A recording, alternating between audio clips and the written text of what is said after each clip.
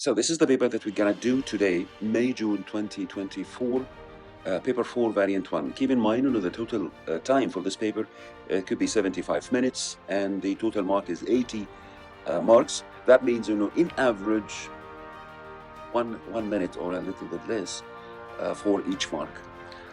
Regarding to this instructions, if you read it year after year, it's usually there is no that big much difference between exam and another, but anyway, just it's a good idea to go through it. Maybe there is something has been changed and they need to tell you about it. The first point is answer all questions. There is no choices like we have in some exam boards. They're gonna ask you to choose some questions. This is not available in Cambridge. Use a black or dark blue pen. This is very important, and you may use pencil for diagrams and graphs. Write your name, center number, and candidate number in the boxes at the top, as you see here in this page. This is very important also in order to award your mark directly after the correction. Write your answer for each question in each space is provided, and this is also very important because if you write the answer somewhere else, maybe the corrector will never see it. Like the software that we use to correct the papers, usually it gives you the space provided only for the answer, but not the rest of the paper. So it's a good idea to answer in the spaces provided, not more. One more thing, if you write any answer and you change your mind, you can just scratch it gently, just cross it out and write in between the lines. That could help. You may use a calculator. This is allowed for this paper. Please don't disturb. Please don't use the barcodes. Don't highlight over it. Don't write on it. It may be delay your results. Don't use any erasable pen or correction fluid. This is also completely forbidden. You should show all your working in order to get the full mark for the question. You need to show the steps as much as you can. Because the marks here are awarded for each step. One more thing, this is one of the little changes has been done for the last few years. In Cambridge, they consider the gravity acceleration 9.8, not 10 as it was before 3 or 4 sessions back. For your information, keep in mind the total mark is 80 and the marks has been given in front of each question in a bracket, so you can predict how many pieces of information you could write when you answer the question. Now let's dive in. In the first question, they said a long tube contains oil. A small hole is held at rest at the surface of the oil. At time t equals 0, the pole is released and being to fall vertically through the oil. Figure 1.1 shows the falling through the oil. That's one. So when the ball falls through the oil, I'm expecting many forces acting on it, but let's see what's that question about. As the ball being to fall through the oil, it accelerates. Define acceleration. Definition. It's very good idea to collect all definitions for the syllabus in a paper, then you can memorize them and study them all in package. So the acceleration, as I know, the normal definition is, it is the rate of change in velocity. You can write, it is the rate of change in velocity. Or you can write, it is the change in velocity during the unit of time. Or you can write in symbols, A equal delta V divided by T. This is all allowed, but I believe in define acceleration, you need to write that definition in words. The mass of the ball is, they give you the mass of the ball in kilograms. Calculate the resultant force acting on the ball when it's accelerating downwards at 2.8 meters per second. You know the relation between the mass and the acceleration. You can use this. This is the second law of Newton. When he said any force equal to the mass of the accelerated object multiplied by its acceleration. So that means the mass, we just have it, 0.0075, then multiply by the acceleration, which has been given in the question over here. It's 2.8. Then the correct calculation, it could be, if I use my calculator, 0.021. So I'm going to write 0.021 and do not ever measure the measuring unit. So it could be 0.021 Newton. That's perfect. Keep in mind, this two marks will be awarded like 1 mark for the law and for numbers instead of symbols in the law, and 1 mark will be for the final answer with a proper measuring unit. That's why you need to show the steps in each question. In the next part of the question, they said, as the ball falls, its speed v is recorded. Figure 1.2 is the speed time graph for the falling ball. That's fine. Describe what happens to the acceleration between 0 times 0 and times 0.04. Let me check that times 0 and times 0.04. We have many stages. Like I could say in this part, just follow me in this part, the acceleration, it seems constant because the slope is constant. And in this part, the acceleration is decreasing because the graph becomes less steeper. And in this part, the acceleration becomes 0 because actually the velocity here becomes constant. And if the velocity is constant, that means the acceleration is 0, because the acceleration could be represented by the slope of these kind of graphs. So let's take them one by one. I'm gonna say from in the beginning, we could assign this point here from 0 to maybe 0.004, but no need, because the time is not clear that much. So we're gonna write these steps. In the beginning, the acceleration is constant for few, I could say few time, for a small time.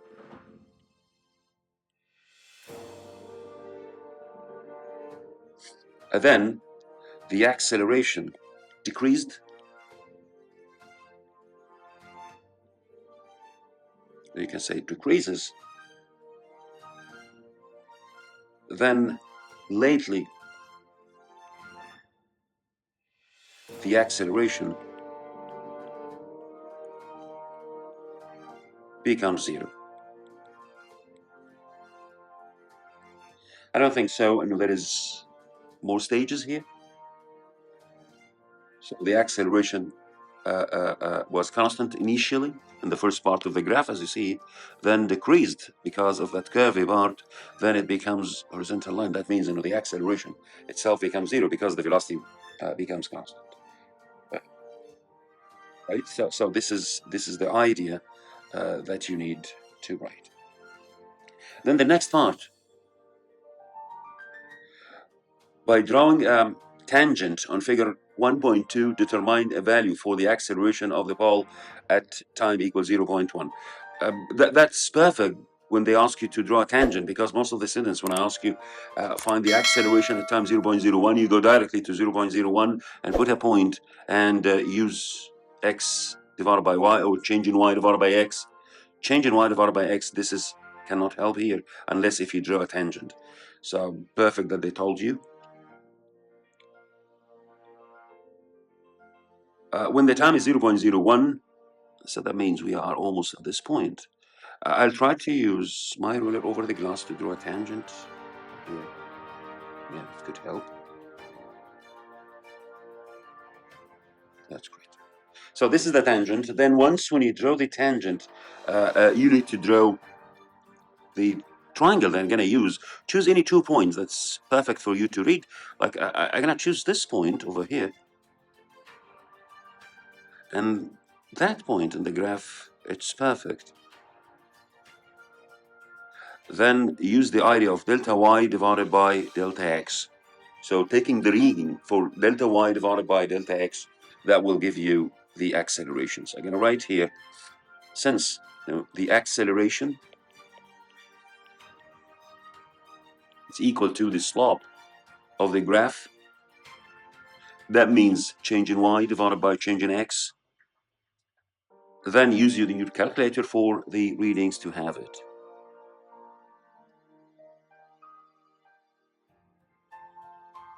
For that section, I have here.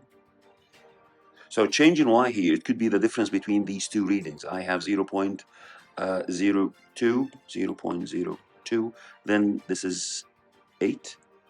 Then the other reading is 0.0. You may write 5. This is going to help.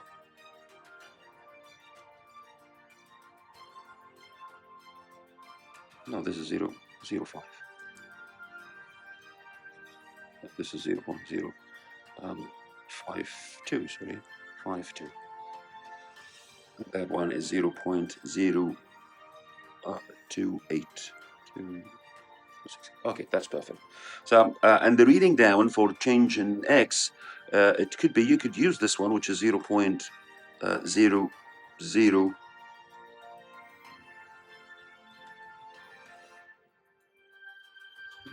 almost 4. I think I write that 4. Okay, 0.004. And the reading here is 0.02. So the difference between them, you can calculate change in y divided by change in x, and finally you will get the answer. If you use your calculator, it could be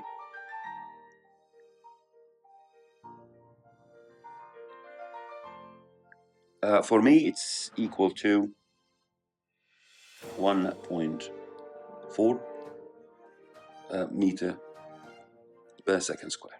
Okay. So I'm going to use it, 1.4 meter per second square. That was the first question. Now let's go directly to the second one. When I see these two trolleys, that means we have maybe momentum. Figure 2.1 shows two identical trolleys P and Q held at rest on a frictionless horizontal surface.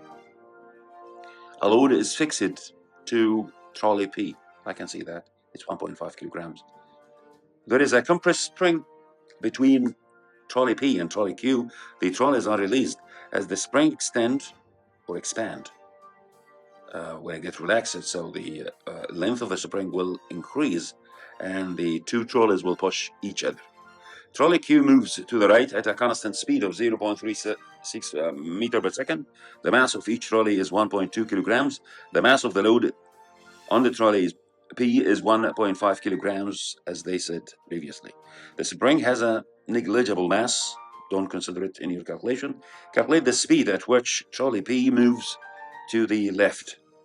Trolley P. The law here in this point is momentum before, it should equal the momentum after, according to the law of momentum.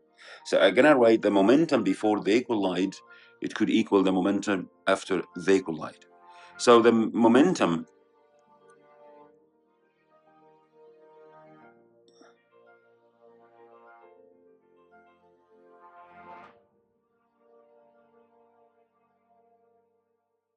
according to the law of momentum, which let me remind you, the momentum equal mass times velocity. And according to the law of conservation of momentum, we could say that the momentum of mass 1 should equal the momentum of mass 2, because the force, this looks like action and reaction. Since that happens during the same time, so we could say action equal to reaction, one of them to the right and the other to the left. It means the change in mv divided by t to the right equal change in mv divided by t to the left for trolley Q, for example. So depending on that, I'm gonna write this equation. Let me explain it from the beginning. Since I know F equal F in the opposite direction, and don't forget they are in opposite direction. So I'm gonna say the first mass for the ball, it could be, or let's start with the symbols. Like I could write MQ multiplied by VQ should equal MP multiplied by VP. Then instead of these symbols, we could put some numbers like MQV. That means VQ. That means 1.2. This is the mass for trolley 1. Trolley Q. It's written over here. Multiplied by its velocity, and this is also shown in the question over here, times 0.36. That equal to MP. MP is, we can consider MP, it's written somewhere there. So it's 1.5. This is only the load, and they are identical. It means that they have originally the same mass. So I'm going to add to the previous mass, which is 1.2, the load, it could be 2.7. So I'm going to write here, it's 2.7 times VP. Depending on that, if you rearrange the equation to find the velocity of P, so VP equal to 1.2 times 0.36, then divided by 2.7. Whatever the answer, write it in joules, write it in meter per second, because this is a speed. So I'm going to write, according to my calculator, it's 0.16. So I'm going to write 0.16 here, and the measuring unit meter per second. That's it. So in this question, we were talking about the momentum. So the kinetic energy of trolley Q when it moves at this speed. You know, the only law that we have about the kinetic energy is half mv squared. So since, you know, energy K equal half mv squared, I got 1 mark for this out of 3. If you write this, I will give myself 1 mark. Then that means half the mass for Q, it's 1.2. Then multiply by the velocity squared, which is 0.36 squared. So if you use your calculator, you will get this answer. Almost 0.078. And the measuring unit, it's supposed to be in joules. So 0.078, the measuring unit here has been awarded as joule. State the energy transfer that takes place as the spring expands. Before the expansion, or when it compressed, this is elastic or potential energy. And once when you release it, it could relax and expand. That means there is a motion. So I'm going to say that from elastic energy to kinetic energy.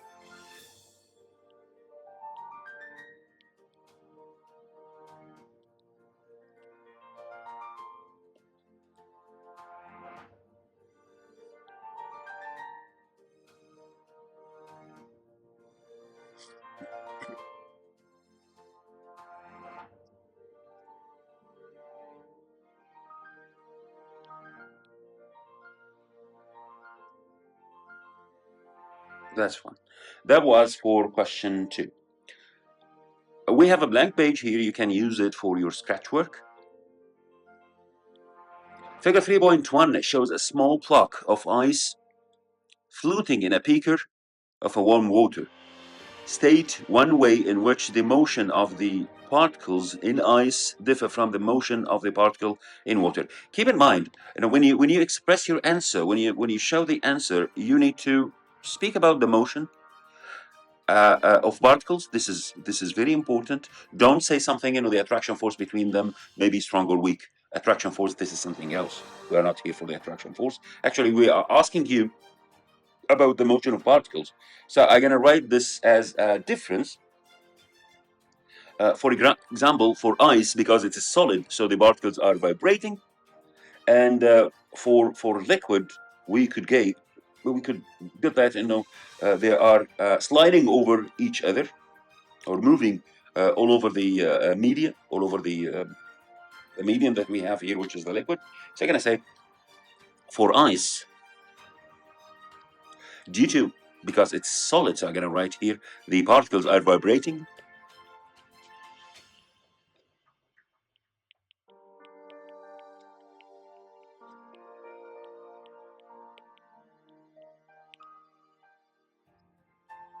Then in the second point of comparison, when it comes, or it could be the same point, it's just the motion of particles.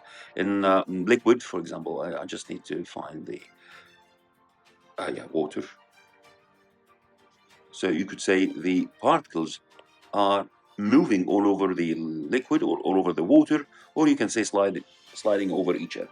So moving through the liquid.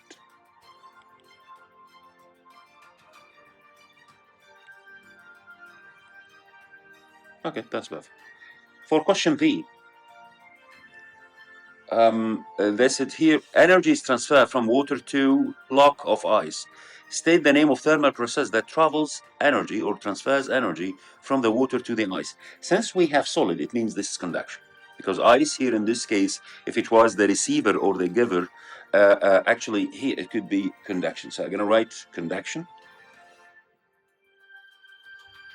Conduction, it could be vibrate by transferring the kinetic energy from molecule to another. And since we have solid, it means we need to write conduction. And the second part of the question, initially, there is 0.34 kilogram of water. In the beaker, the specific heat capacity of water is 4,200 joule per kilogram degree Celsius. My advice, please memorize this number. It could save you a lot if you have a question.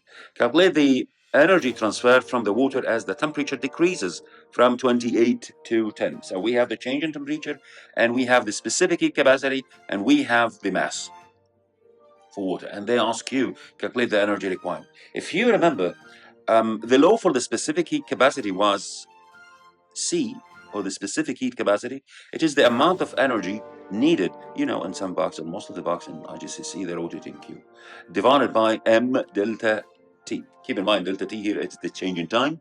So if you rearrange this equation, you will get this form, Q equal MC delta T. So we are good to go to write like Q equal, the mass has been given 0.34. This should be in kilograms. If it was not, you need to change it. Multiply by the specific heat capacity, it's 4200. Keep in mind, the specific heat capacity here written by joule per kilogram degree Celsius. So if it was joule per grams degree Celsius or Kelvin, this is not a problem. But the idea, since it's kilogram, you need to keep the mass in kilogram, because these two measuring units could cancel each other. And finally, we will have just joules. So 0.34 multiplied by 4,200, then times the change in temperature. The change in temperature that we have here could be 28 minus 10. So it's almost 18. If you use your calculator, you will reach to this answer, which is Q equal, or the amount of energy equal. I need to change it into the standard form for math. So I'm going to write 2.6 times 10 power 1, 2, 4. Then the measuring unit, due to the joule, due to the energy, it's joule. So 2.6 times 10 power 4 joule. That's perfect. Then the last part of the question, they ask you the temperature of the water near the ice decreases first.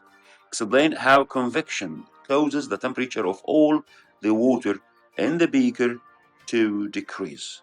The temperature of the water near the ice decreases. Near the ice, it means at the surface or the top. Okay. So the temperature of the water near the ice decreases first. Explain how convection causes the temperature of all the water in the beaker to decrease. Okay, that's fine, because near the ice, the temperature will decrease, as they said, then the density will increase, then that cold water will go down, and the hot water or the hotter water will go up to take the idea, or to be in touch with ice, to lose the heat energy again, and so on. So I'm gonna mention that when the water gets cool, that means its density will increase.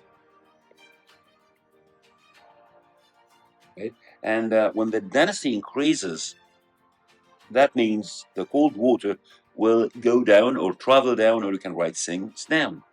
So that means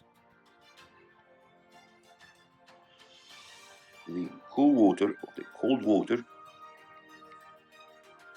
well, travels down,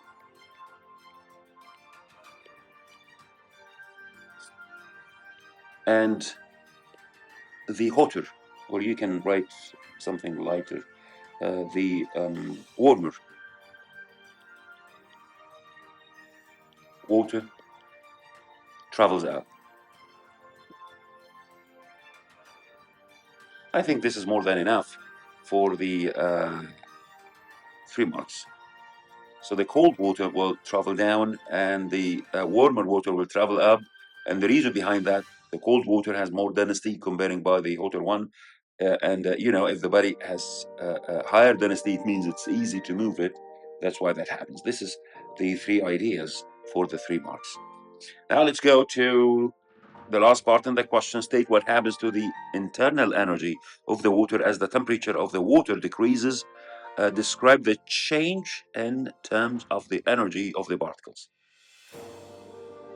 Let's say they said here, this is not the first time to see these questions. Even last year, in many exam boards, including IB, they ask about what happens to the internal energy for a liquid like water as the temperature of the water decreases.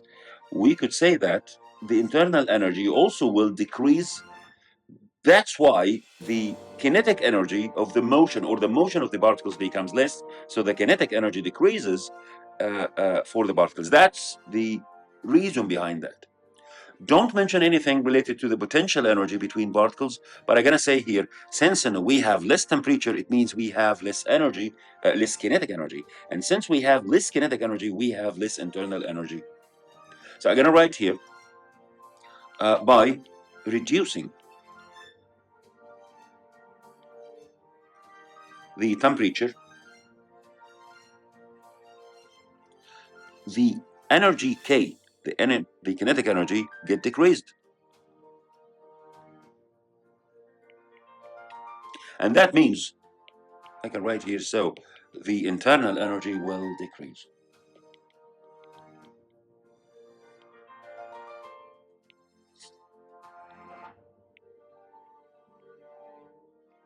That's fine. So that was the answer for question 3. In question 4, as you see, now we start waves. The lens in a magnifying glass is converging lens. That's fine. Figure 4.1 shows the lens of the magnifying glass. It's two focal points, f1 and f2, and its principal axis has been shown in this figure. State what's meant by focal point. You know, focal point. It's the point by which the rays, if it was parallel to the principal axis, could refract passing through it. So, depending on this definition, I could write where rays of light parallel to the principal axis could converge or could pass through. So, the definition could be it is the point by which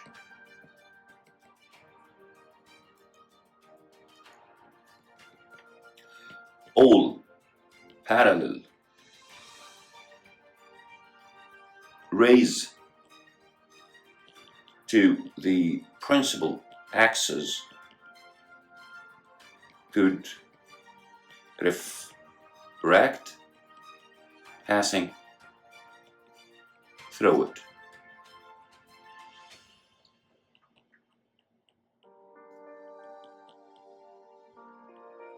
So this is what I mean to write as a definition for the focal points. And by the way, this is the focal point to the left, and this is the focal point to the right.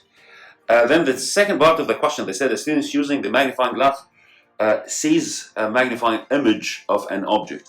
On figure 4.1, mark a point X on the principal axis for the possible position for the object that makes the object magnifying, and the lens will be act as a magnifying glass. So a point E of the possible position for the student's eye. Okay, that's great. If you go there, so the object should be closer to the lens comparing by the principal focal. So focal point. So I'm gonna put X somewhere here. So this is the place where should I put the object, and you know the eye should be somewhere here, so I can see the object when it magnified as an image on the same side when the in the length. So in the lens. So this is the idea that I need you to know. So a point X on the principal axis for a possible position for the object. Okay, we draw it in the principal axis closer to the lens comparing by the focal point. A point E for possible position for the student's eye. So I'm going to write the point E here. So this is the symbol and the letter. Okay.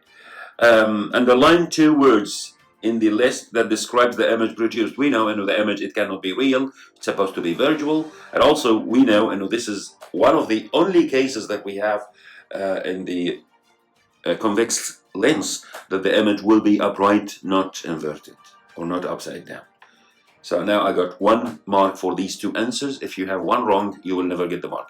There is no halves. The refractive index of the glass used to make the lens is 1.5. That's fine. The speed of light and air is 3 times 10 power 8 meter per second. Calculate the speed of light and the glass. We know the relation between the refractive index and the speeds. Since the refractive index is bigger than 1, so I'm going to say 1.5. Since 1.5 equal to the speed of light in air, because it's the maximum, divided by the speed of light in glass. And that's the refractive index. Let's start with this. So this is the refractive index. And if you rearrange the equation, so you could see, you could write that, the speed of light in glass equal to speed of light in air divided by n. That means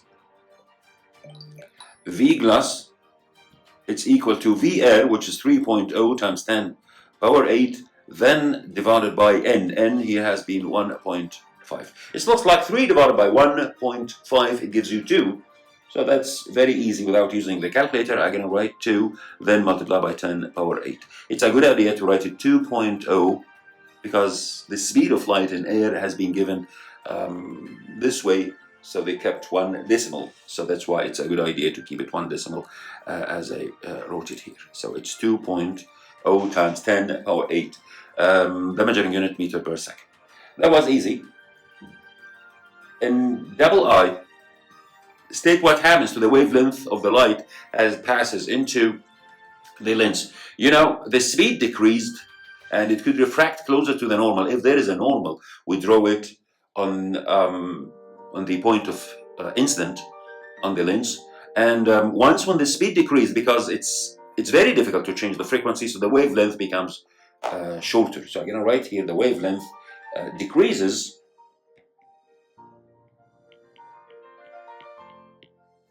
And they don't ask you to explain that. I'm just telling you, that decreasing happened due to the decrease in velocity. So the wavelength getting smaller or shorter. In C, converging lenses are used in spectacles or glasses to correct one problem with vision. Fine. State the name of the problem and explain how the converging lens is used to correct it. You may draw a diagram.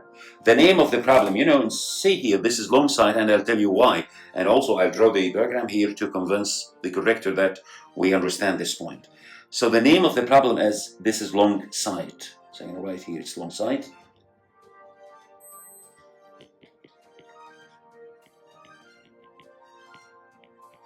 The idea, it's the long sight, and actually what you need to explain here is how this kind of lenses, which is the converging lens or convex lens, help that. So I'll divide the blank part into 2 to show the problem, right? So imagine, this is the eye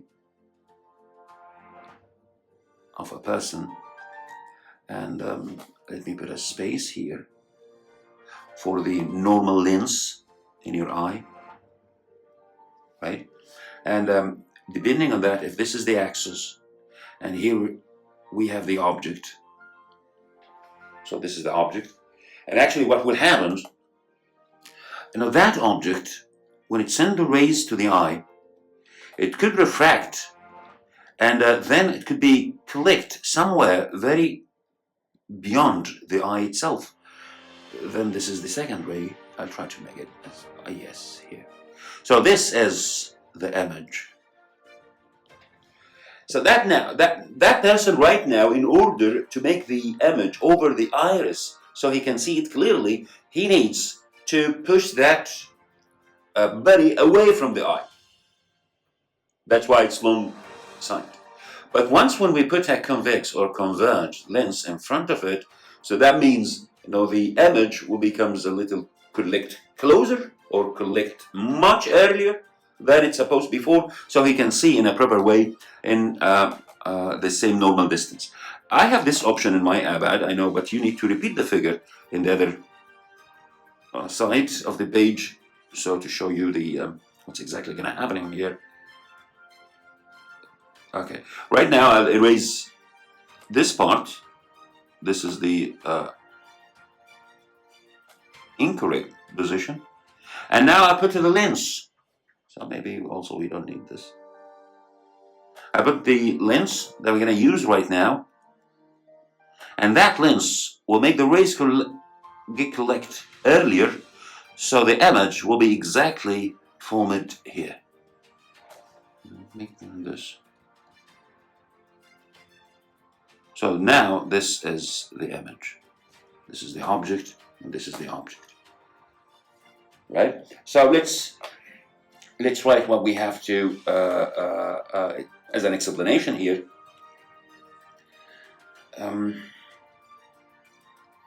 that lens could collect the rays early, or collect the rays to help the eye to form the image on the iris.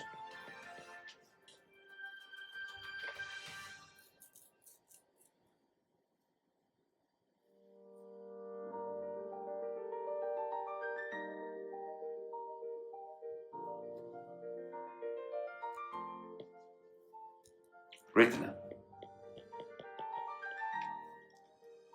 So the image will be clear. So the image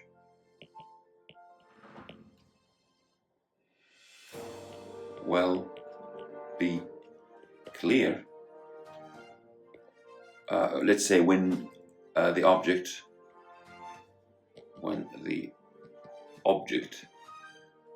is at normal distance. Now, no need to put the object far away from your eye to see, just using the glasses, and it will solve the problem. That was question 4. In question 5, describe how the longitudinal wave differ from transverse. This is very easy. I could write here in longitudinal.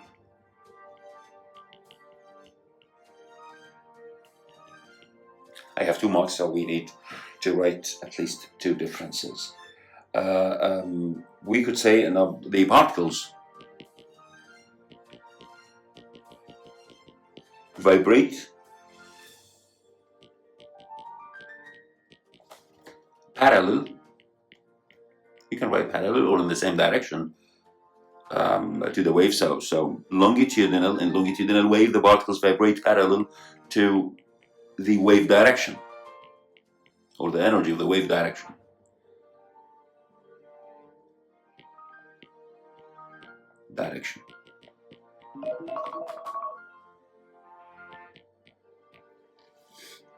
Right, that was for longitudinal. In transverse, you could say the wave or the particles oscillate or vibrate perpendicular to the direction of the wave. But because we mentioned that on longitudinal, I need to write something else. It could be a little different. So we could say here, longitudinal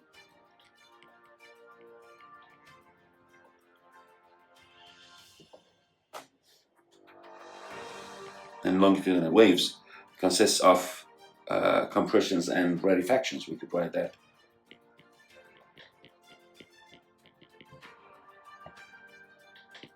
And rarefactions.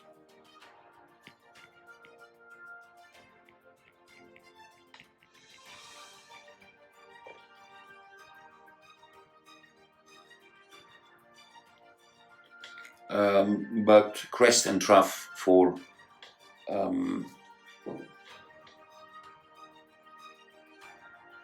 transverse. And also we can add for longitudinal, in the first point, the particles vibrate parallel to the wave energy direction, and it could be perpendicular in case of transverse. So transverse, it could be perpendicular.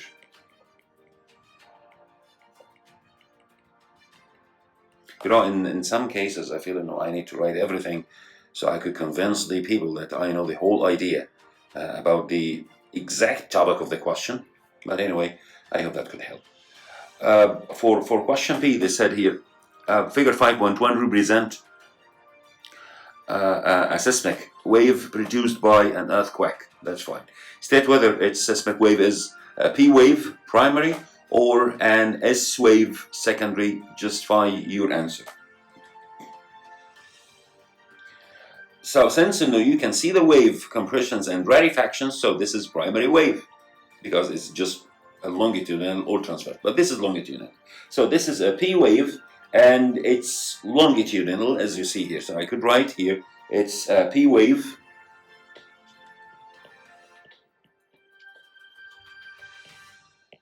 and longitudinal.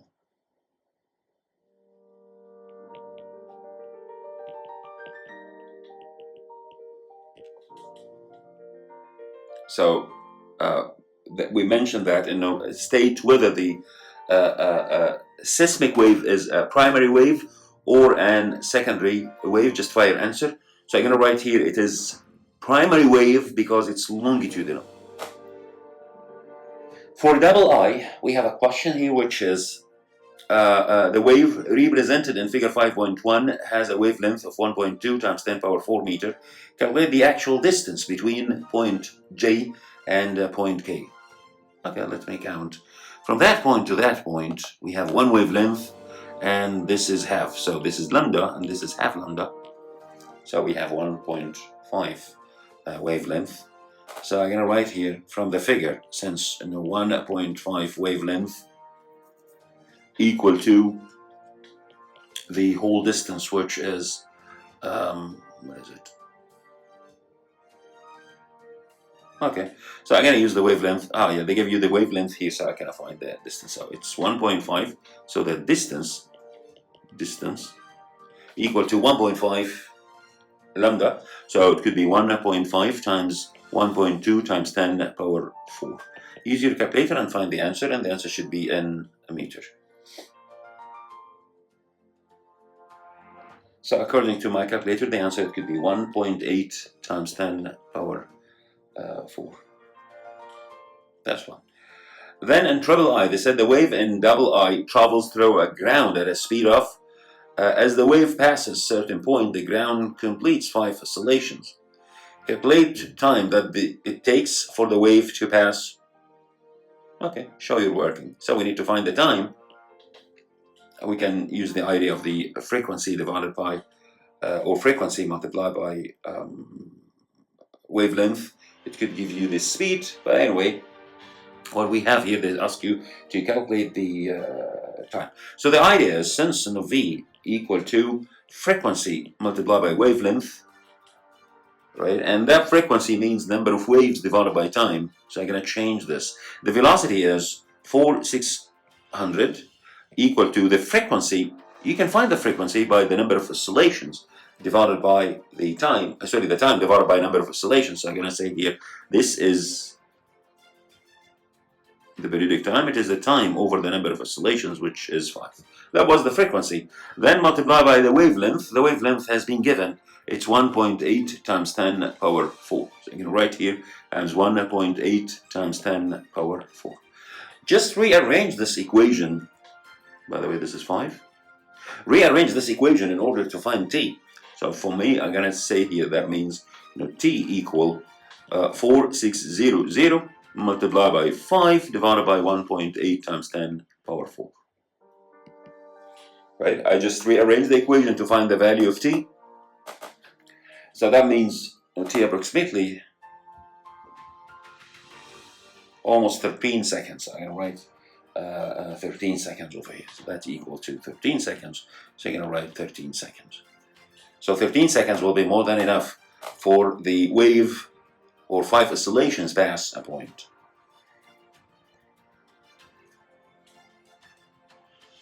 That's fine. Then let's go to the next question. It seems static electricity. Figure 6.1 shows an isolated metasphere suspended by an isolating thread from the ceiling. The sphere is negatively charged. The charge on the sphere produces an electric field on the surroundings. State what's meant by electric field. We can write here. It's a region around a charged particle, and this charged particle experiences a force, or you can write it's a region where a force acts on an electric charge as a test.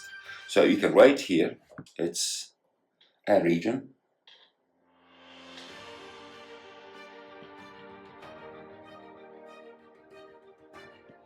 where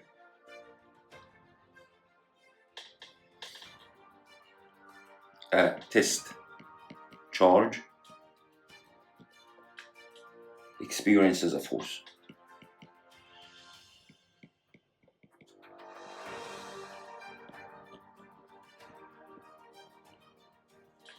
If we put any test charge somewhere here, around it, this test charge will be affected by a force, right?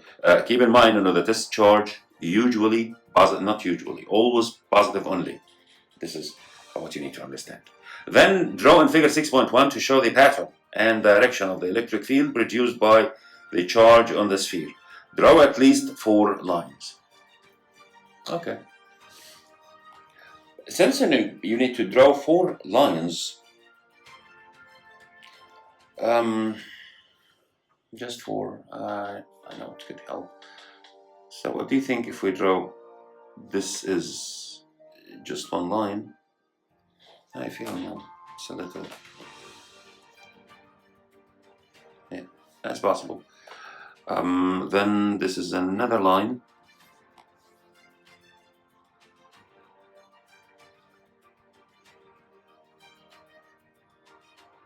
Okay, then this is the 4th one. Okay. Draw in figure 6.1 to show the pattern and the direction. Direction here, it means directed towards the sphere itself. So the direction will be inward. That's great. And this is very important. Actually, this is the direction of the force. If we have a tested charge has been on the field. So if we have a positive test charge here, it get attracted, and this is the direction of the force, as you see.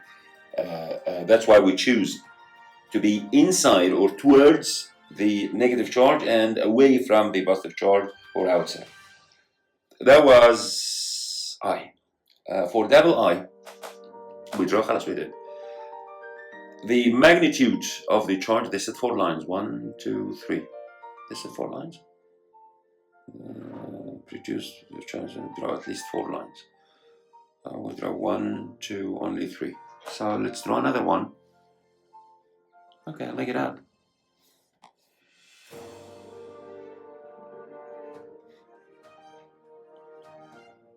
Okay, so this is the 4th one in order to get the whole mark, the full mark. That's great. The magnitude of the charge on a sphere is that number, 3.3 times 10 power negative 10 column. An earthed metal wire is touched against the surface of the sphere, and the sphere is discharged. State what happens to the wire as the sphere is. What happens in the wire as the sphere is discharged? So, in this idea, when the sphere discharges, that means, the electrons will move from the metal sphere, because the metal sphere was negative. It means we have extra electrons, and these extra electrons will move through the wire itself until it reaches to the ground, and this is the process of the discharge. Let me explain that here. We're going to write electrons move through the sphere, passing through the wire to the earth. So I'm going to write here what happens in the wire as the sphere is discharges. So electrons from the sphere,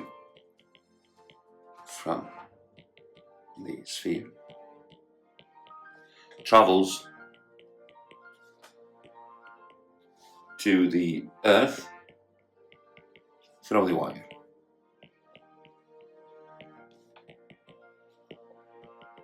So the idea about electron motion.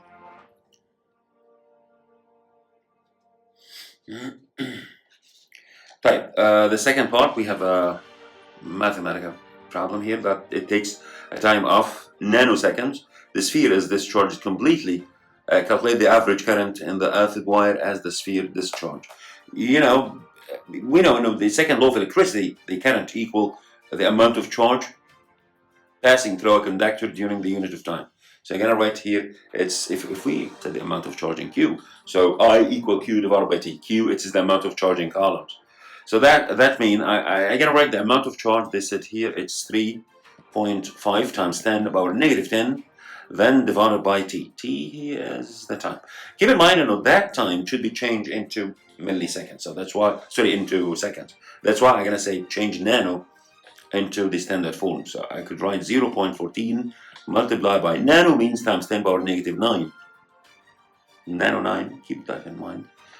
So now we have the measuring unit for the speed, meter per second, and for the time, for the charge, it's coulomb, and for the time, it's in seconds, so the current will be in ampere, or coulomb per second. If I use my calculator, it could be, what I have here is,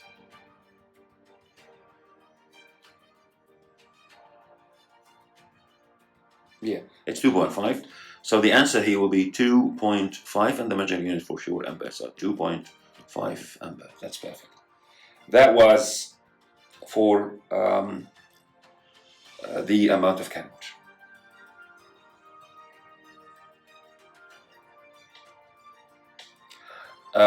Question 7. It's almost about electricity. That's fine.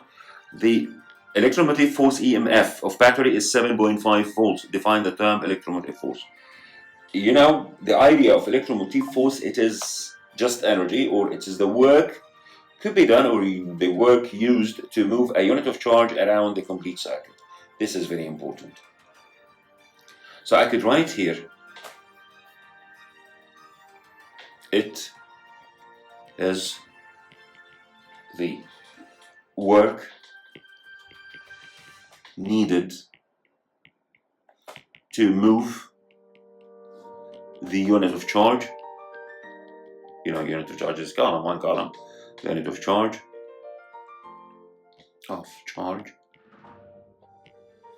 through the whole circuit. Through the circuit.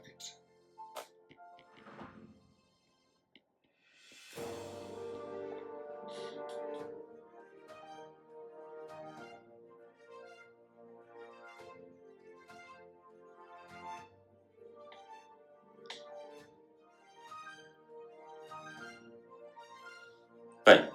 The battery is connected in series with a variable resistor and 30 ohm resistor. Okay. The battery is made using 1.5 volts cells. Draw a circuit diagram that shows all the 1.5 V cells connected to produce an EMF of 7 volts, the variable resistor and the 30 ohm resistor. Let me check first the variable resistor and 30 ohm resistor. Are they serious? Oh, yes, they're serious. So we need to use 1.5 volts cells to connect them and to get finally 7.5. So 7.5 divided by 1.5, it gives you almost, is it 5? Yeah, I think 5. Oh, let me check that in my calculator.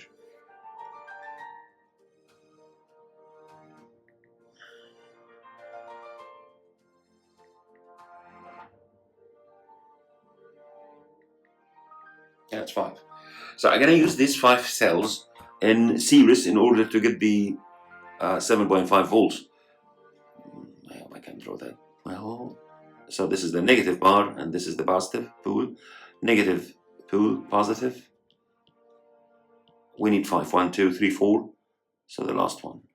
Okay, now we are fine because they said 1.5 times 5, it gives you 7.5. This is exactly what we have. Then I'm gonna connect the variable resistor and 30 ohms. So this is 30 ohms.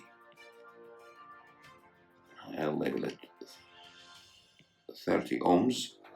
And we have variable resistor. Keep in mind, I know this is the symbol for variable resistor. That's fine. Okay. Draw a circuit diagram. That's it. Then in double I,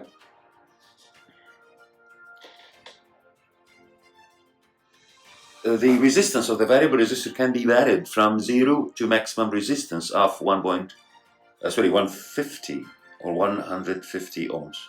That's great. Using the axis in figure 7.1, draw a graph to show how the current in the circuit varies with the resistance of the variable resistor as it increases from 0 to 1.5. You know, if it was 0, it means we have 30 ohms, then could increase. If we increase it, that means the current will reduce. And if the current reduced, that means the resistance increasing. So by going to the right and the left, the current should reduce. And keep in mind, the current will never reach to zero unless if the resistance reach to infinity. That gives you an idea. The graph cannot be straight line because you cannot reach to zero current unless if you reach to infinity resistance. So in this case, I'm going to draw this figure. Okay. Oh yeah, this is how it's supposed to be. Right? So by increasing the resistance, the current will reduce, but in future, it will never reach to zero, this point, unless if the resistance reach to infinity. So this is what you need to draw. You may complete it until it reach to 150. I don't want to. Yes, something like this. But it cannot reach to zero, as I told you. Don't touch ever the x-axis because it means the current becomes zero, and actually there is no reason behind that, and the current equals zero. Okay, that's fine. Determine and label the. Okay, we have something here also to do. Determine and label the value of the maximum current on the y-axis. We see that.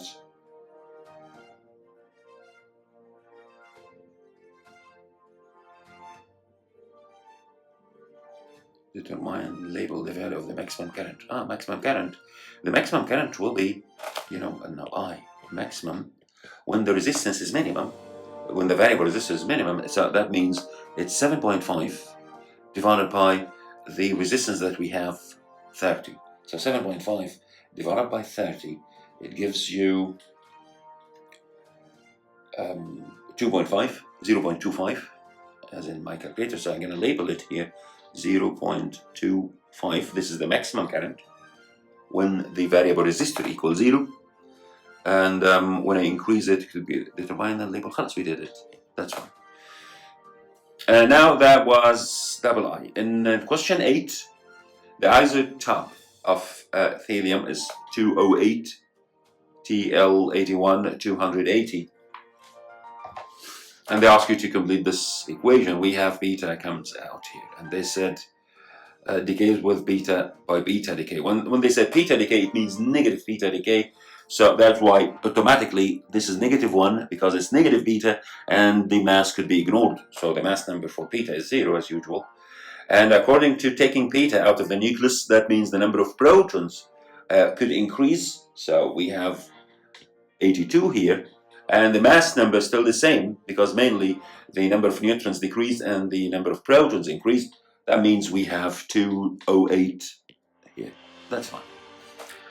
The beta emission of thallium 208 is combined by gamma emission from the nucleus. Explain why this gamma emission does not affect the numbers in the equation in AR. Gamma, it has no effect. So I could say here, gamma is just electromagnetic waves and has has no mass. So I can write it, gamma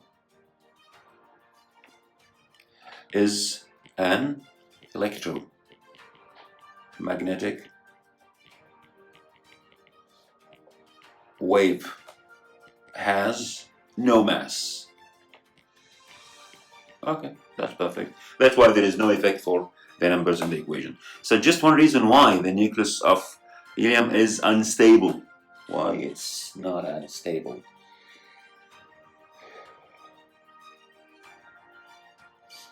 (280).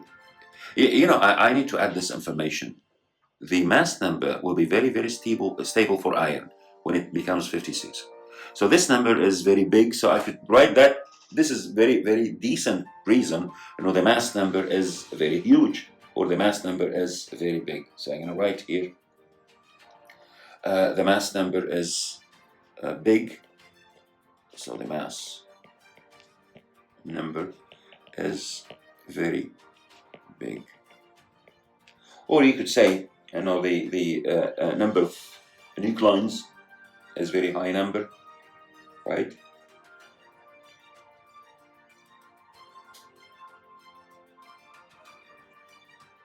This is more than enough. You can say it contains many neutrons, and the mass is very big. This is also fine.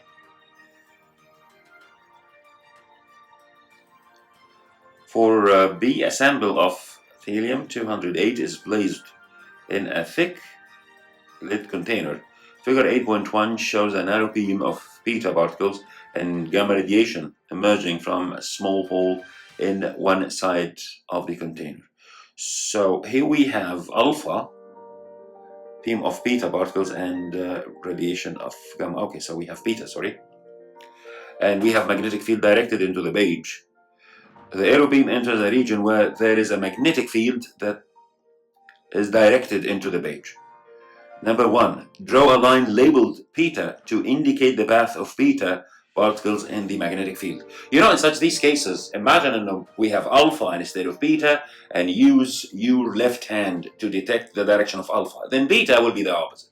Once again, just find the direction of alpha instead of beta, then beta will be the opposite direction.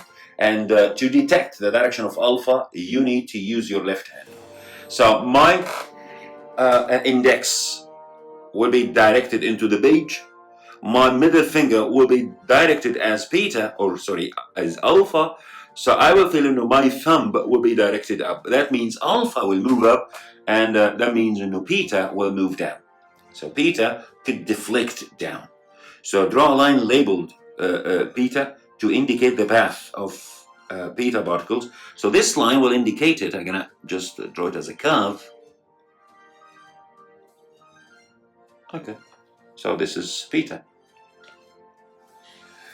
And then draw a line labeled gamma to indicate the path of gamma radiation in the magnetic field. You know, gamma radiation will continue without any change in its direction. So this is gamma. Now we're good to go. How could I know the direction of beta? Once again, use your left hand rule, the 3 fingers, to detect the direction of alpha first, and beta is in the opposite direction.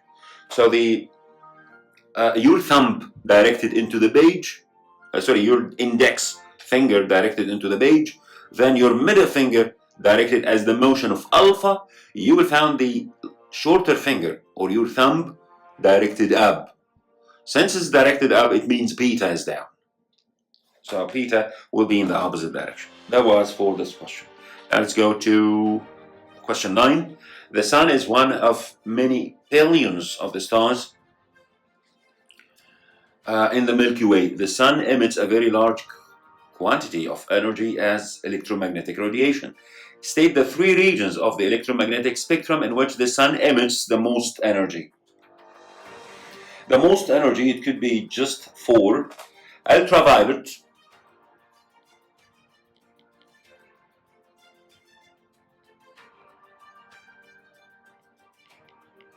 that was the first one. Then also the visible light, that's why we can see the rays coming from the sun. So this is also visible light.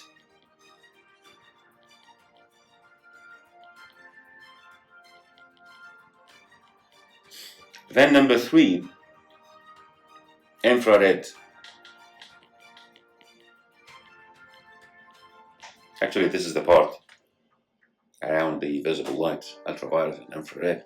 This is the part where the electromagnetic spectrum, the most coming from the sun.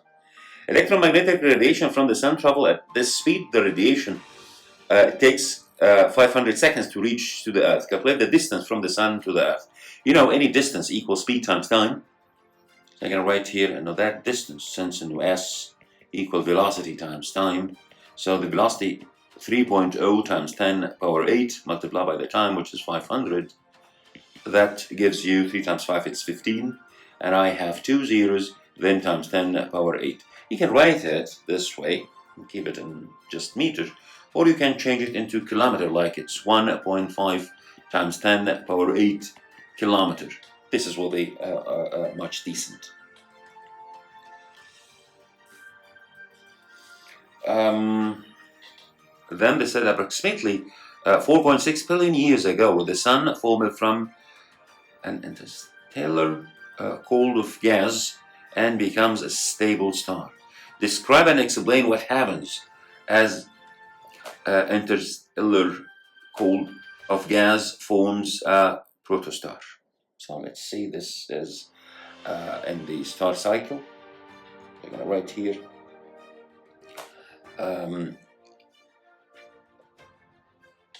Initially, or in the start, or in the beginning, the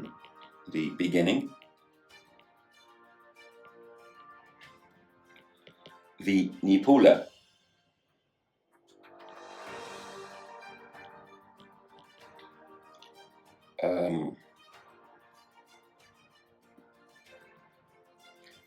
formed, and the gases and dust collected. Then the density increased gradually.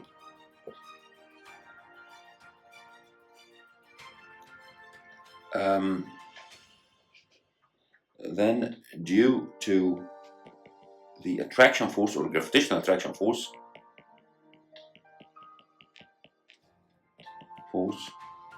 and then the temperature increases.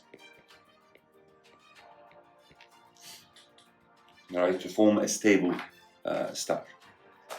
Then describe and explain what happens as a protostar becomes a stable star. You know, when it becomes a stable star, there is something happen on the star itself. It's called fusion. And that means, you know, the force of attraction and the force of pushing from the star itself, they becomes very neutral. We have the gravitational force into the center of the star, and the pushing force or the outward force is due to how the high pressure in the core of the star increases. They becomes imbalance. So that's why we have a stable star. So I'm going to write here due to the fusion reaction, Q2.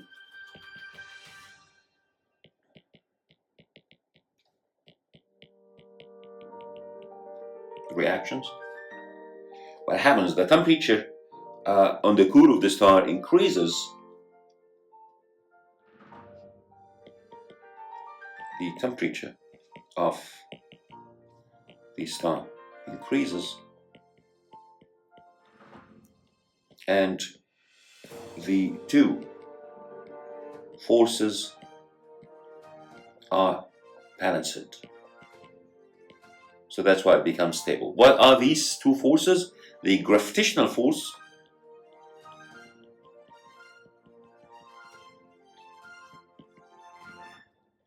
and the other force, you can give it a title, which is outward force.